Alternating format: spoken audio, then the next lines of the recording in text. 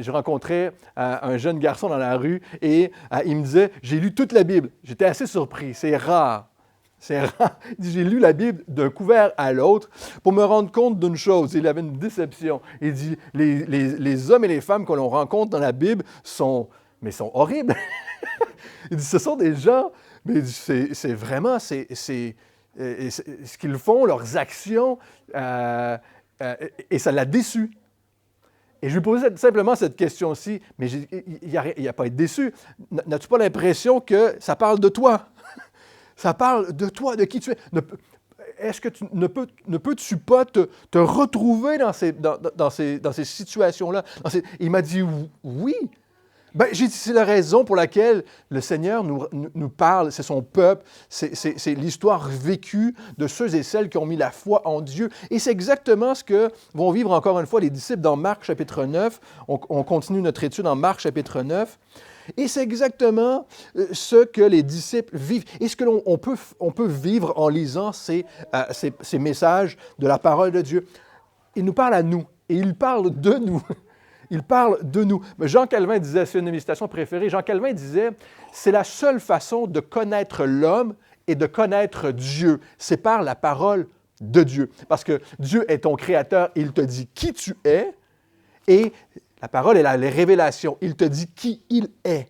Et c'est ce que l'on veut faire ce matin. Entendre Dieu nous parler, personnellement, nous parler de lui et de nos cœurs. Et ça fait mal parfois. Prions, Seigneur, merci parce que tu as un message pour moi ce matin.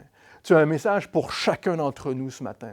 Et c'est pour ça qu'on vient dans ta présence, Seigneur. On vient chercher cette nourriture que l'on a besoin. Et on te prie, Seigneur, parle-nous. Esprit Saint, fais cette œuvre en nous, de faire concorder la parole de Dieu dans mon cœur. Rends Jésus vivant dans mon cœur. Esprit Saint, c'est ton travail. Et on prie, on compte sur toi ce matin. En ton nom, Jésus. Amen. Marc, chapitre 9, verset 30, on lit « Ils partirent de là, les disciples se remettent en voyage pour Jérusalem. Ils traversèrent la Galilée. Jésus ne voulait pas qu'on le sache, car il enseignait ses disciples et leur disait « Le Fils de l'homme sera livré entre les mains des hommes, et ils le feront mourir. 3 jours après sa mort, il ressuscitera. » Mais les disciples ne comprenaient toujours pas ou ne comprenaient pas cette parole. Ils craignaient de le questionner. Ils arrivèrent à Capernaum. Lorsqu'il fut dans la maison, Jésus leur demanda « De quoi discutiez-vous en chemin? » Mais ils gardèrent le silence, car en chemin, ils s'étaient entretenus sur la question de savoir qui était le plus grand.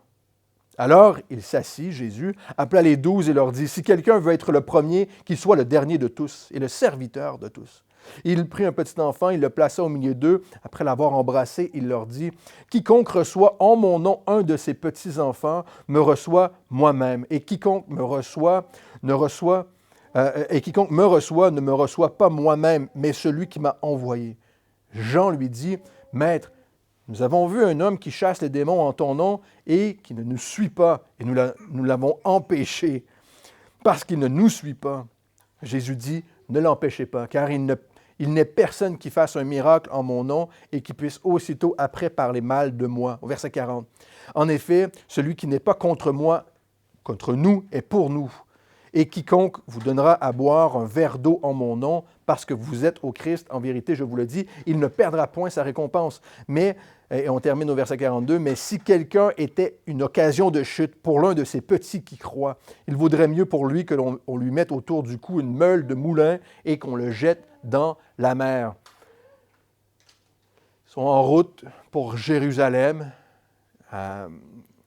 Il y a encore très peu de temps, au chapitre 11, dans quelques passages, dans quelques études, ils seront à Jérusalem et le reste de l'Évangile, ce sera l'entrée de Jérusalem et la mise à mort de Jésus et sa résurrection. Au verset 30, Jésus se retrouve encore une fois avec ses disciples. Il veut les enseigner. Il ne veut pas que l'on sache, il ne veut pas attirer les foules. Il a besoin de passer du temps avec ses disciples et de leur parler encore. Et il les prépare. Hein? Il les prépare à sa mort et à sa résurrection. Il est en train de les préparer.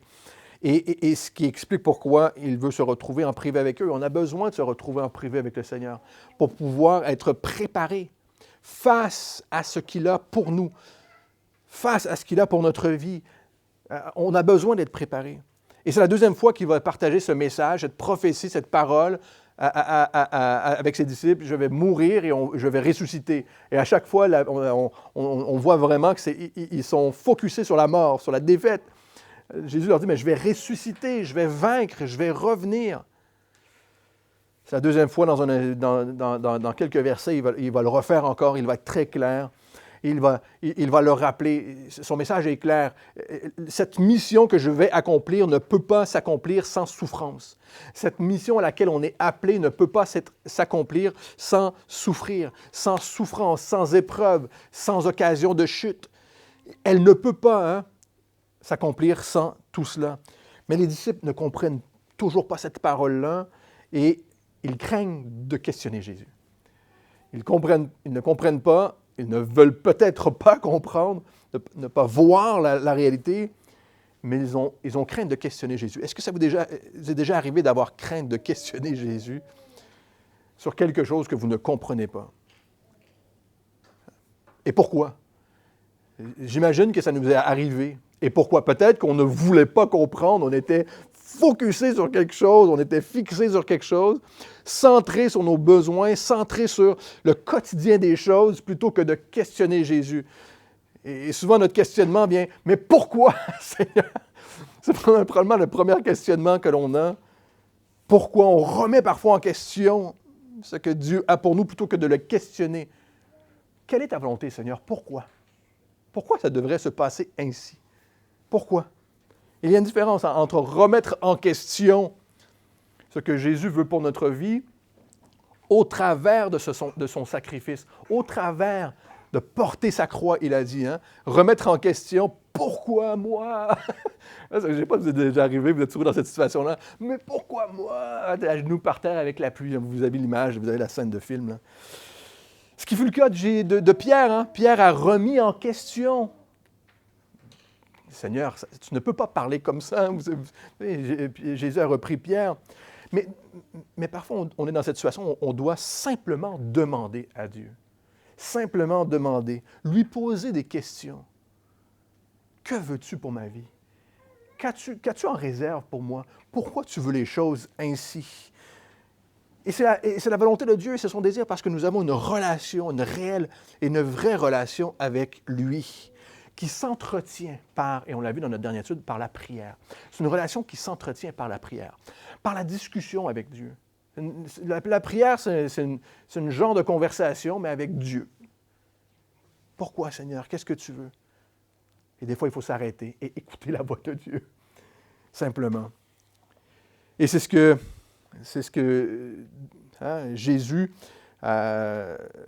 savait ce qui se produisait, là, et le questionnement. Dans Matthieu chapitre 17, Matthieu nous dit que les disciples étaient très attristés de cette parole qu'ils ne comprenaient pas. Que Jésus disait, les hommes vont me mettre à mort, mais 3 jours plus tard, je ressusciterai. Et ils étaient très déçus. Ils étaient déçus de cette parole, très attristés.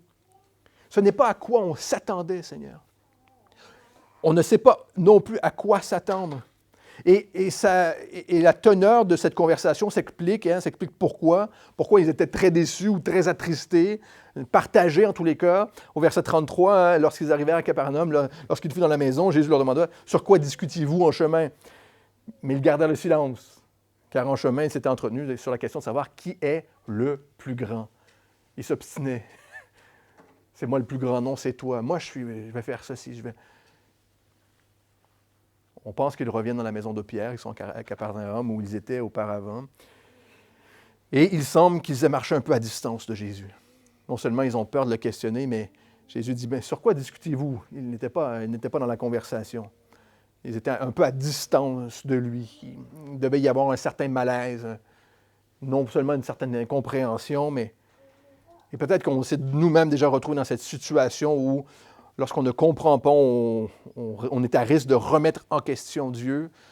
On craint de le questionner et on marche à distance de lui.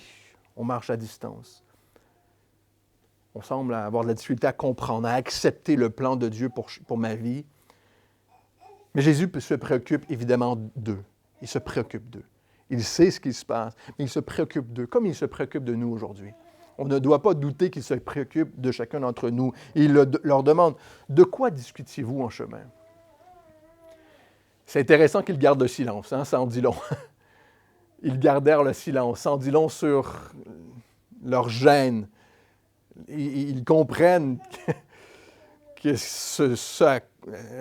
leur conversation, ils doivent même savoir que Jésus connaît leurs pensées. S'ils ne le savent pas, ils vont en avoir la certitude ici.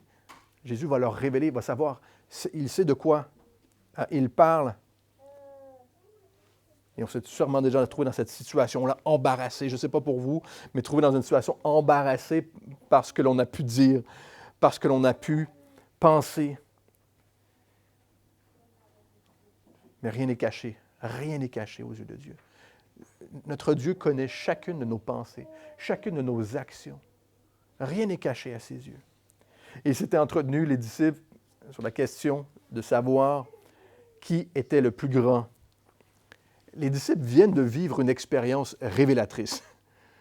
Ils n'ont pas été capables de chasser un démon. Vous vous souvenez de notre dernière histoire? C'est une expérience révélatrice. Hein? Sans Dieu, ils ne peuvent pas. Ils sont incapables. Et au lieu de confesser, ils s'enorgueillissent.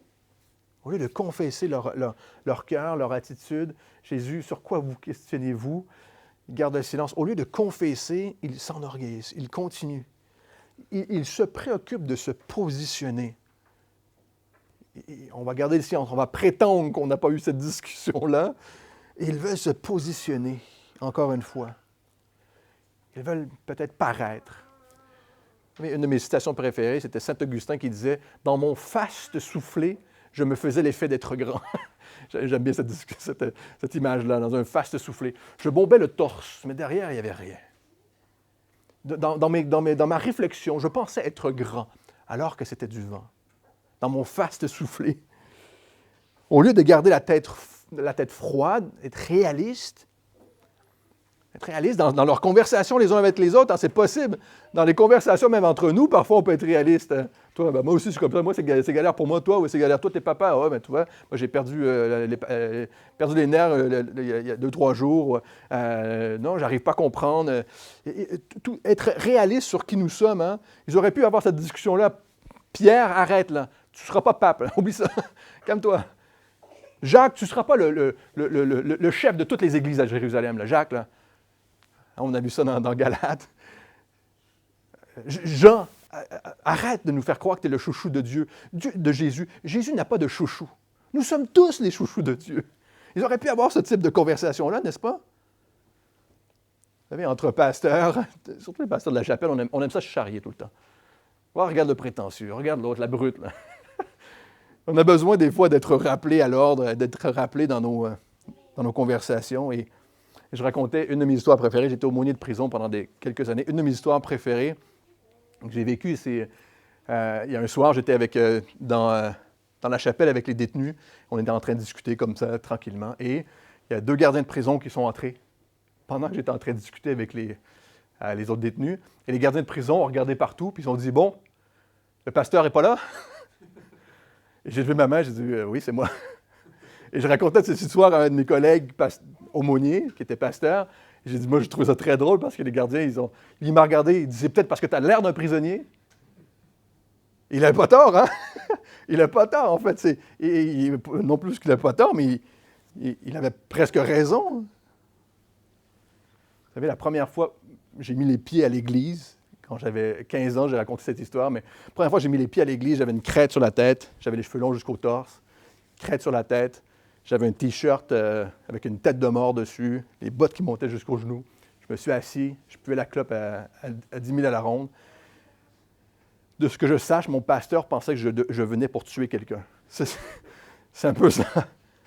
C'est un peu ça, hein?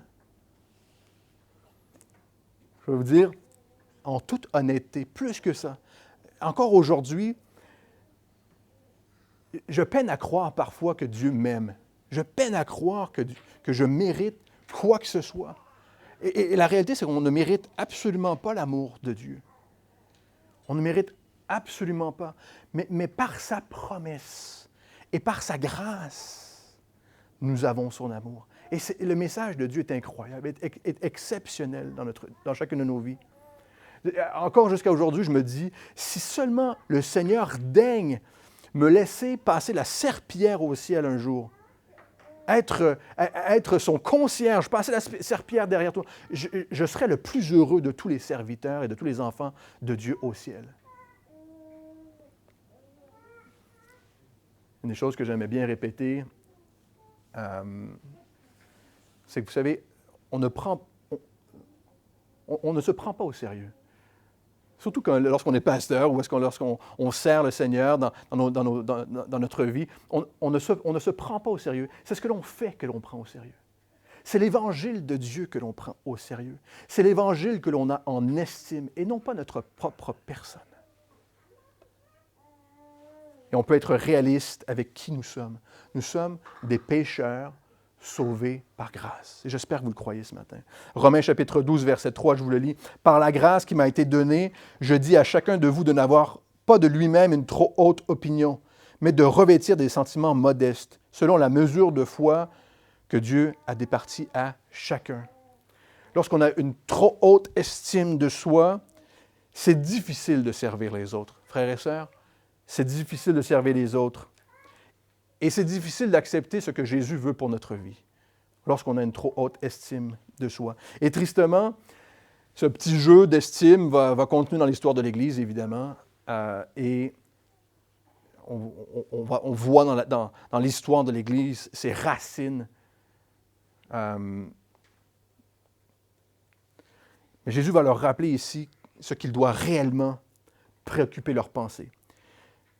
Au verset 35, Marc chapitre 9, « Alors il s'assit, appela les 12 et leur dit, « Si quelqu'un veut être le premier, qu'il soit le dernier de tous et le serviteur de tous. » Jésus comprend très bien qu'il y a un sentiment de compétition qui s'est installé entre ses disciples. Il comprend très bien qu'il y a ce sentiment qui est là. Et bon, c'est assez simple de comprendre le sentiment de compétition. Il faut juste avoir des frères et sœurs. Et on va comprendre ce sentiment de compétition-là. Toujours vouloir être le premier, toujours être jaloux de ce que l'autre a ou de ce que l'on n'a pas. Et il dit, Jésus nous dit, arrêtez de vouloir dépasser les autres ou même de rabaisser les autres. Arrêtez de vouloir prouver quelque chose, mais n'arrêtez jamais de servir les autres. On ne peut pas trop servir, on ne peut pas trop nous-mêmes s'abaisser pour servir les autres. L'important, ce n'est pas ce à quoi tu te compares, mais ce à quoi tu ressembles. J'espère que c'est un message d'encouragement pour vous. Ce n'est pas important de savoir ce à quoi tu te compares. On ne doit pas se comparer. On doit savoir à quoi on veut ressembler. Et notre désir, c'est de ressembler à Jésus. C'est de ressembler à Jésus, chercher à être comme Jésus. Jésus veut remplacer ce sentiment de compétition qui est dans notre cœur, que l'on le veuille ou non, par un sentiment de mission, être appelé à servir Jésus. J'espère que c'est le désir de votre cœur ce matin. Tu ne peux pas perdre à servir, c'est impossible. Tu ne peux pas perdre. Au verset 36, Marc nous dit, Jésus prit un petit enfant, il le plaça au milieu d'eux, et après l'avoir embrassé, pour nous dire qu'à ce moment, il y a bel et bien un enfant au milieu d'eux, il leur dit, « Quiconque reçoit en mon nom un de ces petits me reçoit moi-même, et quiconque me reçoit ne me reçoit pas moi-même, mais celui qui m'a envoyé, reçoit le Père, reçoit Dieu. » Vous savez, les disciples peinent à comprendre. Marc nous dit, ils peinent à comprendre que Jésus sera mis à mort et qu'il ressuscitera. Ils ne comprennent pas cette parole. Et ce n'est pas la première fois qu'ils entendent ce message-là. Et pourtant, c'était assez simple à percevoir. Et on se le dit et on se le redit, on a ce privilège, nous, de voir au passé, de voir que Jésus est mort et il est ressuscité. Donc, on peut très bien comprendre pourquoi c'était difficile à comprendre pour les disciples. Mais lorsqu'on se met dans cette position-là de quelqu'un qu'on rencontre qui ne connaît pas Jésus, on peut très bien se souvenir ou comprendre que cette parole peut être difficile à saisir. Je ne sais pas si vous vous souvenez du moment, encore une fois, où réellement vous avez mis votre foi en Jésus. À ce moment-là, on peut se souvenir facilement que l'on a accepté Jésus comme un enfant. On l'a accepté comme un enfant qui a besoin de son parent. Et on peut très bien comprendre que Jésus nous a acceptés comme un parent qui aime son enfant, comme un parent qui sait que son enfant a besoin de lui. C'est l'image que Jésus donne ici. Et c'est exactement la relation dans cette relation avec Dieu que l'on veut être. C'est dans cette relation que l'on veut entrer, nous dit Jésus, dans le royaume de Dieu. C'est dans cette attitude de cœur que l'on veut mettre notre foi en Jésus, comme un petit enfant qui a besoin de son parent. Mettre sa foi en Jésus, en sa mort et sa résurrection. L'accepter parce qu'il nous le dit. Parce qu'il nous dit que c'est par sa mort et sa résurrection que nous obtenons la vie. Matthieu chapitre 18, verset 2, explique, c'est le même passage dans Matthieu que dans Marc, explique bien ceci. Alors Jésus appela un petit enfant, le plaça au milieu d'eux et dit, en vérité, je vous le dis, si vous ne vous convertissez et si vous ne devenez comme les petits-enfants, vous n'entrerez point dans le royaume des cieux. C'est pourquoi quiconque se rendra humble comme ce petit enfant sera le plus grand dans le royaume de Dieu, dans le royaume des cieux. Et Jésus dit, on reçoit le royaume de la même manière. Écoutez ceci. Jésus nous dit ici que l'on reçoit le royaume de la même manière que nous servons dans le royaume, comme un petit enfant. Nous recevons le royaume de Dieu et nous servons dans le royaume de Dieu. Le mot que Jésus utilise pour petit enfant ici peut aussi vouloir dire serviteur ou servant. Jésus et on le sait, va s'identifier lui-même, dans Marc chapitre 10, dans notre prochain chapitre, va s'identifier lui-même comme le serviteur, venu non pour être servi, mais pour servir. Nous entrons dans le royaume de Dieu, nous entrons dans la relation avec Dieu comme un enfant qui a besoin de son parent, de la même manière que nous continuons à le servir, comme un enfant qui veut être dans la présence de Dieu, qui veut servir son parent, qui veut être avec lui. J'espère que ça fait du sens pour vous aujourd'hui. Les disciples ici se projettent dans la gloire de Dieu. Mais Jésus leur ramène à leur mission, à leur quotidien, aux gens autour de eux, à s'arrêter et à réaliser qu'il y a des gens qui souffrent autour d'eux, qui ont besoin de l'Évangile. Pas être centré sur soi, mais avec un vrai amour, un réel amour pour les autres. Pas dans la religiosité d'apparence, pas dans une apparence, mais vraiment dans un amour sincère. Et cette pensée de vouloir être grand va accompagner tristement les disciples. On va le voir jusqu'au chapitre 10, ça va continuer. Ils vont continuer dans cette réflexion-là pendant un petit moment. Et Jésus va les enseigner de différentes manières sur ce même sujet. Mais il est certain que Jésus veut que les disciples gardent à l'esprit très clairement comment ils doivent prendre soin des gens, même des enfants, du plus petit jusqu'au plus grand. Ce qui est intéressant, c'est que dans le temps du Nouveau Testament, les enfants n'avaient pas beaucoup de reconnaissance. On va voir, les disciples même vont repousser les enfants au chapitre 10. Et peut-être qu'on pense que, comme Jésus était dans la maison de Pierre, il prend un de ses enfants à Pierre. On sait que Pierre était marié, avait des enfants.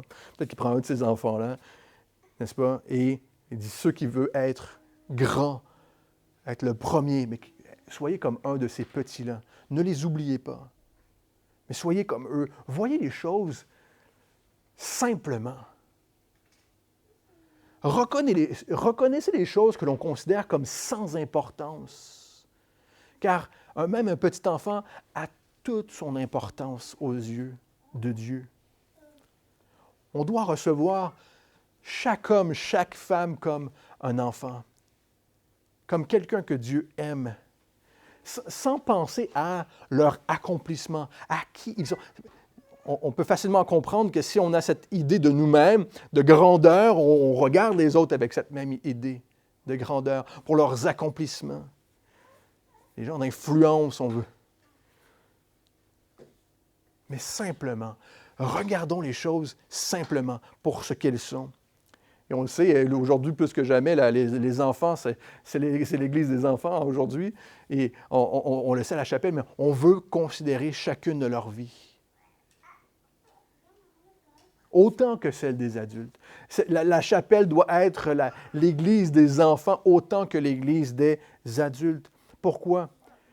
L'Évangile est pour eux comme pour nous. L'Évangile est pour eux comme pour nous. Et nous savons que nos enfants ont besoin, les enfants ont besoin de Jésus, de l'Évangile de Christ, de l'Évangile. Si vous ne vous convertissez et vous ne devenez comme les petits-enfants, deux choses. L'Évangile nous dit deux choses. On doit se convertir. Se convertir, c'est se repentir. C'est un choix personnel. Personne ne peut nous l'imposer. Se repentir, c'est ça. Le mot convertir, c'est juste de prendre un choix, de changer de direction. J'allais mon chemin, là où moi je pensais vouloir aller, dans mes choix, je décide, et maintenant je vais selon le chemin de Dieu. Je veux suivre ton chemin, Seigneur. Et la deuxième chose, c'est d'être dépendant par amour, comme un enfant. Vous savez, c'est une invitation constante. Une invitation constante pour tout le monde, pour chacun.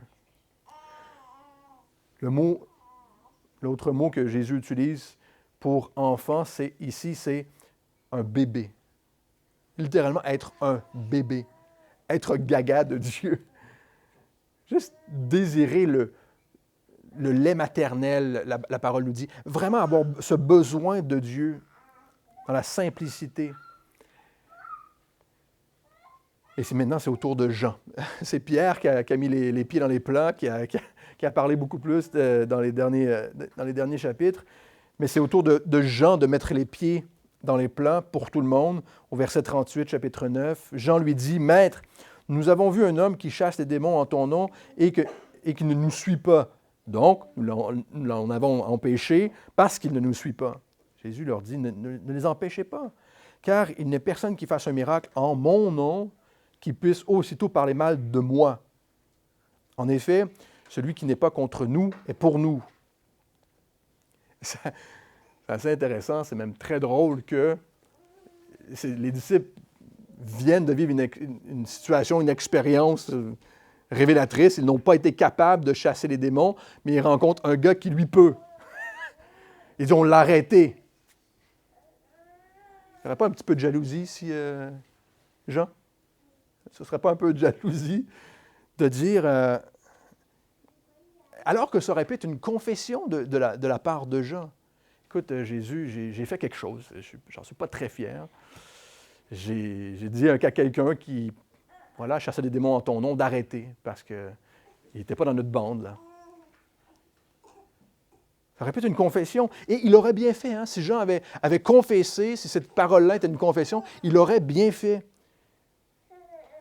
J'ai mal fait, j'ai été jaloux. Tristement, on le voit souvent comme pasteur dans la vie de ceux et celles qui suivent Jésus. Dans ces moments-là, certains s'endurcissent. C'est des occasions pour s'endurcir, endurcir notre cœur, alors qu'on devrait confesser. S'endurcit. Je n'ai pas obtenu ce que je voulais, donc je vais persister.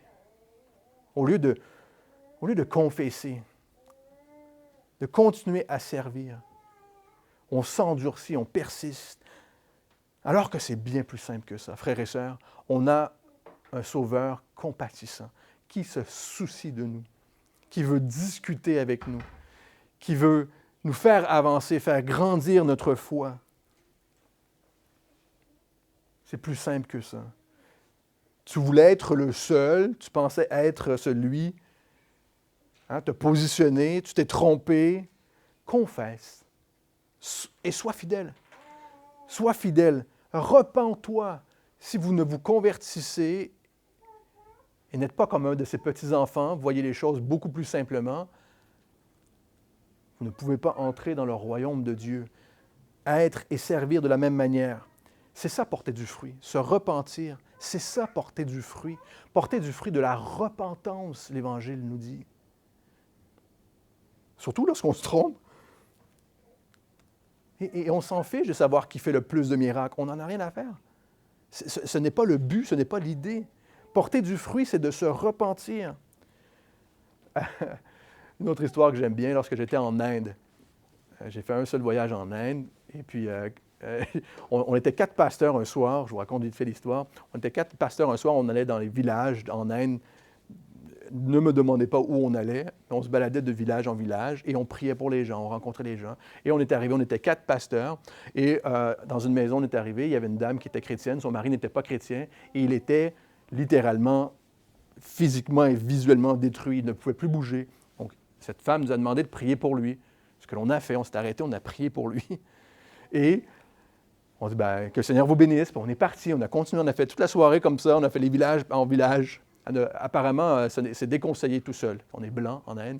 Allez, donc on était quelques pasteurs. Et quand on est revenu à la fin de la soirée, le monsieur était debout et il était super content, il était vraiment heureux de nous voir. Puis il dit merci, puis elle disait, bien, merci, gloire à Dieu. Puis on s'est dit, ben, merci Seigneur. Vous savez, la seule chose qui ne nous est pas passée par la tête, lequel de nous 4 avait guéri cet homme? Aucune idée. On n'a pas commencé à discuter entre nous. Ah non, c'est moi qui ai guéri. Non, c'est moi qui ai senti une puissance sortir de moi. On n'a pas eu ce genre de discussion. On était juste heureux pour cette personne-là.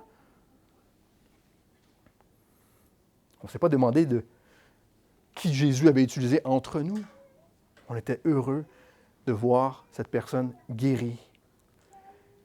Et c'est dans cette situation où on voit dans l'histoire de l'Église que c'est peut-être la première fois, mais ce n'est pas la dernière fois où des groupes chrétiens se sont demandés, ou des hommes ont attiré sur eux l'attention, en pensant que moi, j'ai une relation particulière, spéciale avec Dieu. Jean dit, on lui a demandé d'arrêter parce qu'il n'était pas avec nous.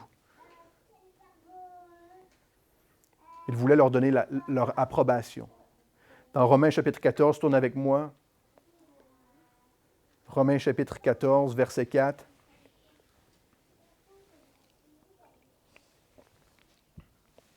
Romains chapitre 14, verset 4. Paul a parlé de cette même attitude ou ce même cœur que l'Église de Rome devait avoir. Et Paul dit dans Romains chapitre 14, verset 4, « Qui es-tu, toi, qui juges un serviteur d'autrui? S'il se tient debout ou s'il tombe, cela regarde son maître.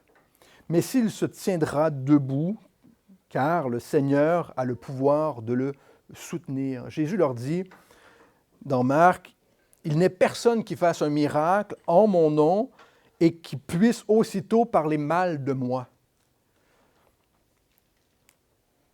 Vous savez, ne t'inquiète pas, Jésus œuvre. Jésus est à l'œuvre. Et surtout, ne sois pas surpris s'il est à l'œuvre avec une autre personne, dans une autre église. Au contraire, la puissance se trouve dans les mains de Jésus, frères et sœurs, et non dans les mains des apôtres. La puissance se trouve dans le nom de Jésus. Et Jésus était déjà à l'œuvre, et c'est extraordinaire, Jésus était déjà à l'œuvre en dehors du cercle que des apôtres. Sa parole est puissante, son message, son évangile produisait déjà du fruit. Dieu n'a pas donné l'exclusivisme, Dieu a donné la fraternité, frères et sœurs. Dieu a donné la fraternité. Et on a vu dans notre dernière étude que l'isolement d'un chrétien est un des pires ennemis. L'isolation est un des pires ennemis du chrétien, frères et sœurs. Et vous savez quoi? L'individualisme, c'est sa sœur. C'est la sœur de l'isolement.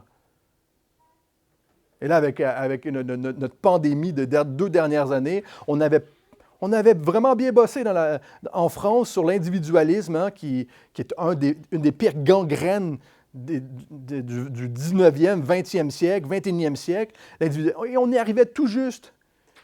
Évidemment, l'ennemi, par les situations, a ramené cet individualisme-là. L'individualisme, c'est un des pires ennemis du chrétien. Qu'ils viennent de chez nous, qu'ils viennent d'ailleurs. Une des pires défaites que j'ai entendues comme pasteur pour être individualiste ou s'isoler, ou être détaché, c'est « je n'ai pas besoin de l'Église, j'ai Jésus ». Je n'ai pas besoin des autres, j'ai Jésus. Vous savez, c'est une hérésie, c'est une hérésie. Ce n'est pas comme ça que Jésus a voulu et désire nous édifier ensemble. C'est par la fraternité. Nous sommes forts dans la communion. Vous savez, je donnais cette image, nous sommes des tisons. Les chrétiens, c'est des tisons de feu. Tout seul, c'est grégaire, on dit c'est grégaire. Un tison tout seul s'éteint, alors qu'un tison, parmi les autres tisons, brûle et perdure. Nous avons besoin d'être branchés à Jésus pour pouvoir briller pour lui et être énergisés pour le service afin d'être utilisés par lui dans l'Église, dans la communion fraternelle. J'espère que vous le croyez ce matin. On a besoin d'être branchés à Jésus, d'être avec lui constamment en prière. La vie, la puissance, les ressources se trouvent en lui. Et Jésus ne dit pas ici qu'il n'y aura pas de charlatans. Hein? Il ne dit pas qu'il n'y aura pas de charlatans, mais que les vrais disciples se reconnaîtront par leur amour de Jésus et leur fruit, ce fruit de la repentance, ce fruit de la fidélité, du service, leur parole, leur humilité, leur persévérance. J'espère que c'est un message d'encouragement pour vous ce matin. Leur persévérance dans l'épreuve, celui qui veut me suivre, qu'il porte sa croix, qu'il ait cette vie qui ressemble à celle de Jésus et qui est dans le plan de Dieu pour son Église. C'est l'engagement qui démontrera la fidélité du cœur, pas les miracles.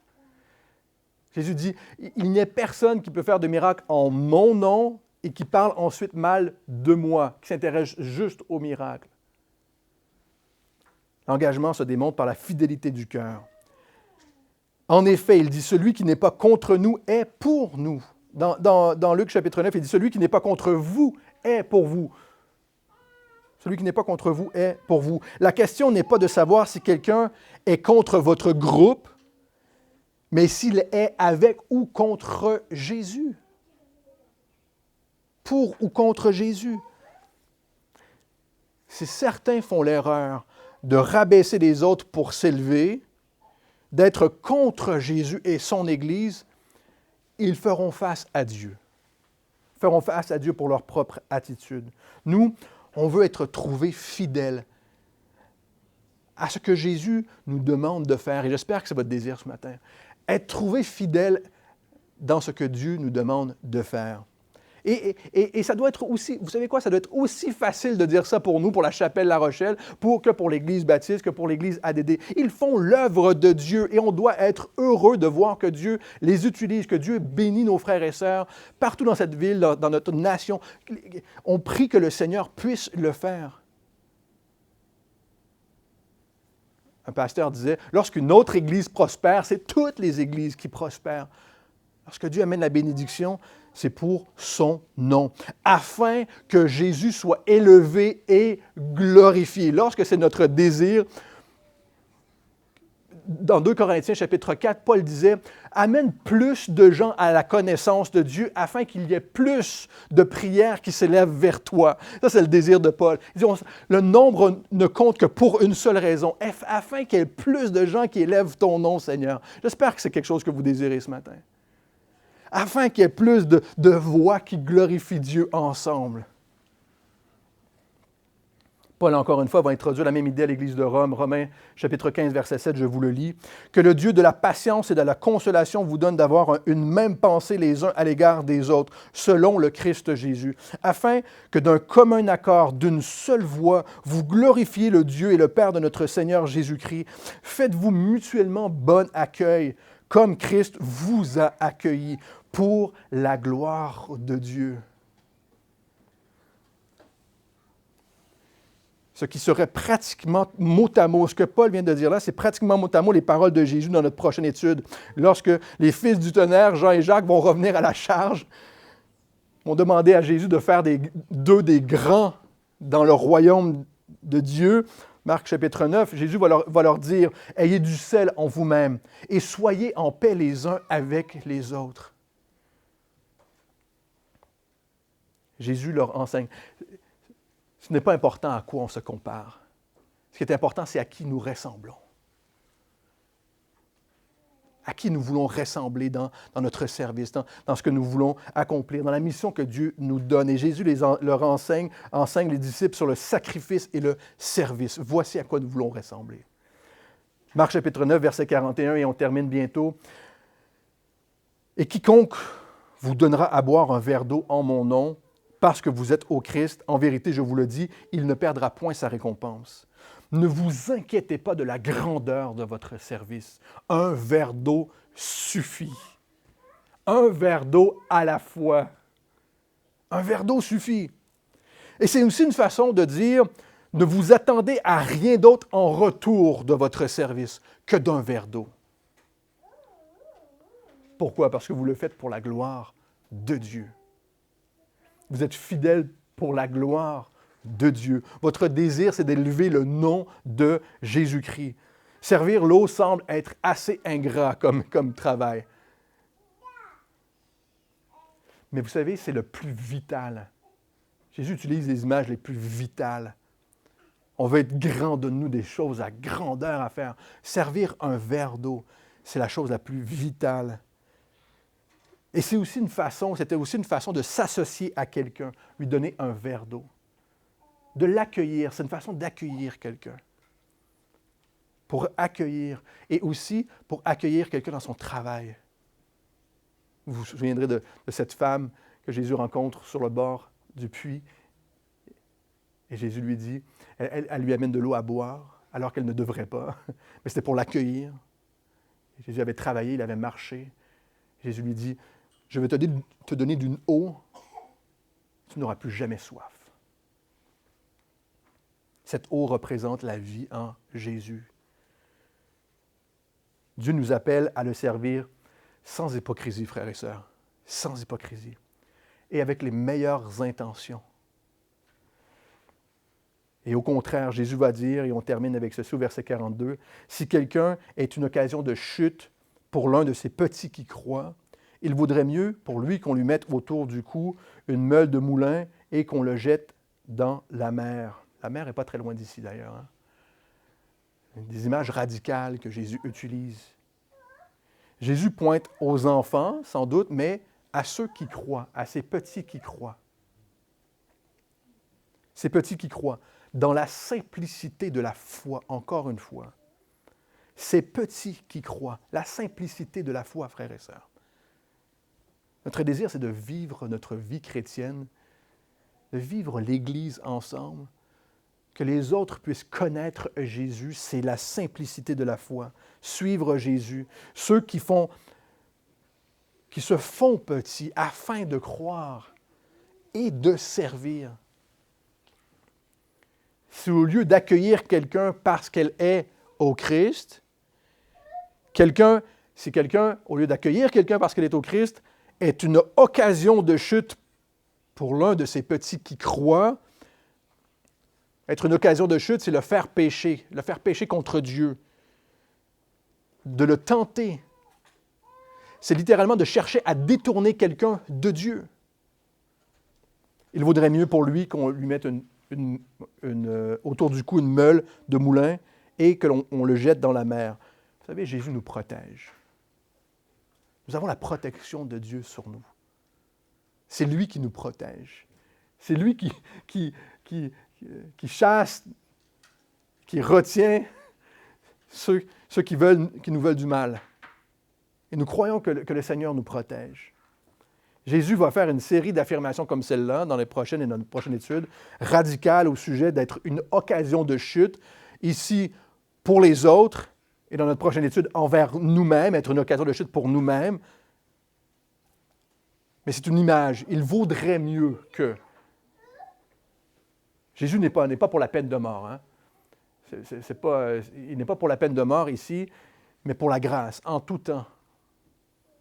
Mieux vaut pour toi de te tourner vers Jésus que d'aller contre Jésus. Mieux vaut pour toi de te tourner vers lui que de te détourner de lui, d'aller contre lui, et surtout d'inciter les autres à vivre contre Jésus. Et si on est un parent, on peut très bien facilement comprendre cette image. Si tu touches à mes enfants, je te mets une meule. Tu as envie, tu as ce genre d'idée-là qui vient dans ton cœur. C'est dangereux de toucher à l'enfant, à son enfant. C'est ce même sentiment terrible. C'est terrible l'idée de vouloir détourner mes enfants de moi. C'est idiot, c'est stupide. Tu vas faire face à moi. Tu vas m'entendre parler moi. La Bible, dans Exode chapitre 34, nous dit que notre Dieu est un Dieu jaloux. J'ai l'impression que Marc, il suit Exode. Exode chapitre 32, 33, on veut voir la gloire de Dieu ici, dans Exode chapitre 34. Mais Dieu est un Dieu jaloux. Notre Père céleste aime et protège ses enfants. Que ce soit ici à la chapelle, que ce soit dans nos églises à La Rochelle, dans les autres églises, notre Père céleste aime et protège ses enfants.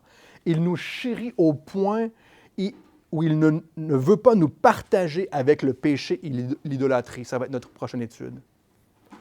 Il ne veut pas nous partager. Il nous protège des attaques. Il ne veut pas nous partager avec le péché. Mais vous savez, quelque chose d'encore plus terrifiant lorsqu'on est parent. Lorsqu'on aime Jésus, on est parent. Il n'y a rien de plus effrayant pour un chrétien que de savoir qu'on voudra détourner ses enfants de Jésus, les pointer à autre chose qu'à Christ. Se détourner de Jésus signifie littéralement la mort, mourir éternellement. Être détourné de Jésus. Être séparé de Dieu pour l'éternité. Il vaut mieux être arrêté dans cette idée-là et se tourner vers Jésus. Et la seule manière de vivre éternellement dans la présence de Dieu, c'est de mettre sa foi en Jésus. Lorsque j'ai mis ma foi en Jésus, j'ai littéralement cessé mes ambitions personnelles. J'ai littéralement arrêté de vouloir gagner le monde et mon désir était de gagner le monde à Christ. J'espère que c'est le même désir dans votre cœur ce matin. Prions. Seigneur, merci pour ta parole.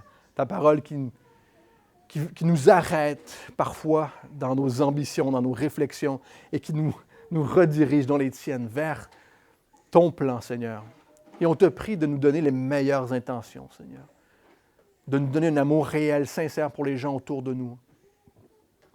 Et ça passe par un amour réel et sincère pour l'Évangile, pour la parole de Dieu, pour la communion fraternelle. Et on te prie, Seigneur, de faire ces choses ici, par ton Esprit. En ton nom, Jésus. Amen.